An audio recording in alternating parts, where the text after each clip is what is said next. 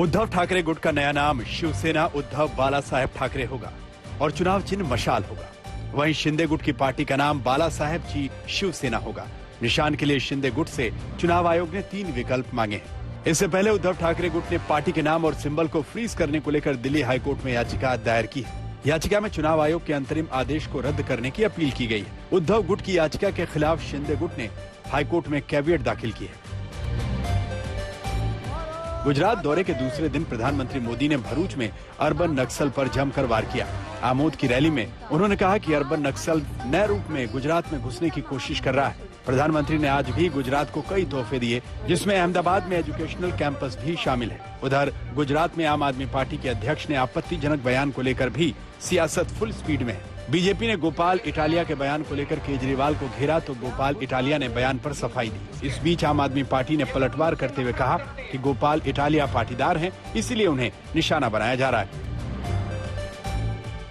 पश्चिम बंगाल के मोमिनपुर में हिंसा के बाद जबरदस्त सियासत हो रही है। बीजेपी नेताओं ने सुवेंदु अधिकारी की अगुवाई में राजभवन तक प्रोटेस्ट मार्च निकाला और राज्यपाल से मुलाकात की। इस बीच बीजेपी नेताओं ने मोमिनपुर जाने की कोशिश की, लेकिन पुलिस ने बीच में बीजेपी के पश्चिम बंगाल अध्यक्ष सुकांत मजूमदार समेत दूसरे नेताओं को हिरासत में लिया। उधर सुवेंदु अधिकारी समेत दूसरे बीजेपी नेताओं ने पुलिस कमिश्नर से भी मुलाकात की। दरअसल मोमिनपुर इलाके में बीती रात 2 समुदायों के बीच तनाव पैदा हो गया। इसके बाद जमकर हिंसा और तोड़फोड़ हुई। कई वाहनों और दुकानों को तोड़ा गया। इसके बाद पूरे इलाके में हालात तनावपूर्ण हैं। लालू यादव 12वीं बार आरजेडी के राष्ट्रीय अध्यक्ष बन गए। दिल्ली में पार्टी के खुले अधिवेशन में लालू के अध्यक्ष बनने की घोषणा उदय नारायण चौधरी ने की। अधिवेशन में लालू यादव ने आरएसएस पर निशाना साधा और कहा कि देश का संविधान खत्म हो रहा है। आरएसएस के एजेंडे को देश में लागू किया जा रहा है। देश में तानाशाही वाले हालात हैं, हमें एकजुट रहना है। लालू ने बीजेपी पर भी हमला किया और कहा कि भाजपा का मतलब भारत जलाओ पार्टी है।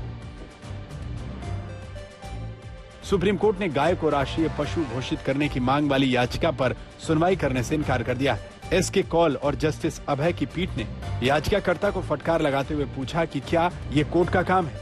ऐसी याचिकाएं क्यों दायर करते हैं जिन पर हम जुर्माना लगाने के लिए मजबूर हो जाएं? सुप्रीम कोर्ट में गाय को राष्ट्रीय पशु घोषित करने की मांग वाली याचिका एनजीओ गोवंश सेवा सदन ने दायर की है। याचिकाकर्ताओं ने मांग की है कि केंद्र को निर्देश दिए जाएं कि गाय को राष्ट्रीय पशु घोषित किया जाए।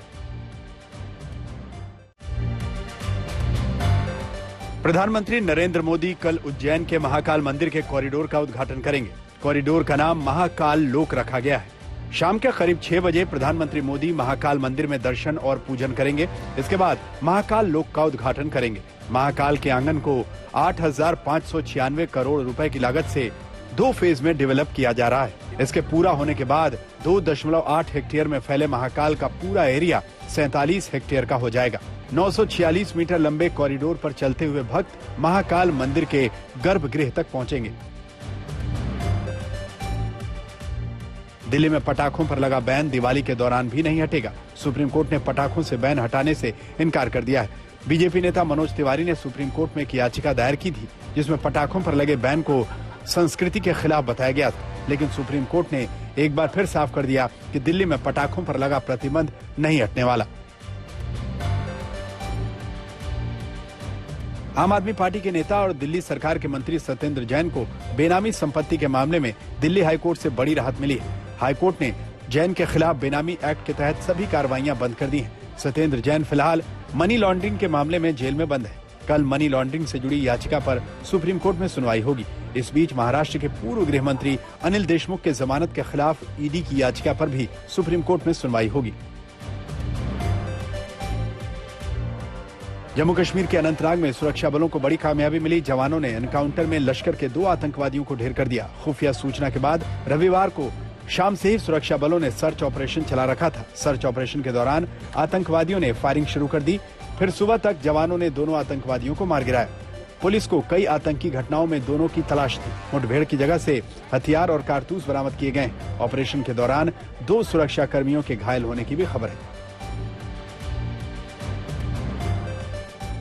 दिल्ली समेत देश के 17 राज्य बारिश की गिरफ्त में हैं। यूपी और उत्तराखंड में भारी बारिश का अलर्ट जारी किया गया है। यूपी के कई शहरों में भारी बारिश की वजह से स्कूल बंद कर दिए गए हैं।